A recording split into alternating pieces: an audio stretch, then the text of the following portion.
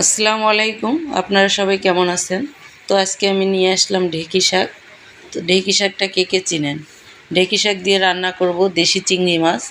তো দেশি চিংড়ি মাছ সাথে থাকবে ছোট আলু।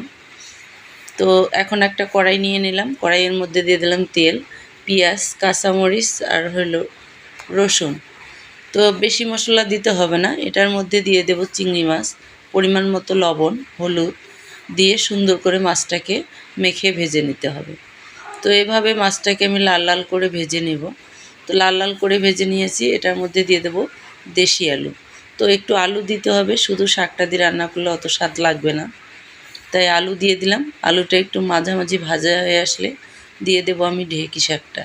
তো ঢেঁকি শাকটা দিয়ে ঢাকনা দেওয়া যাবে না, ঢাকনা দিলে কিন্তু শাকের যে সবুজ কালারটা আছে সেই কালারটা নষ্ট হয়ে যাবে। তো এইভাবে আমি সুন্দর করে ভেজে নিতেছি। রান্নাটা কিন্তু অনেক মজাদার হয়েছে। তো তো যাদের ভালো লাগে অবশ্যই বাসায় ট্রাই করবেন আমার মতো।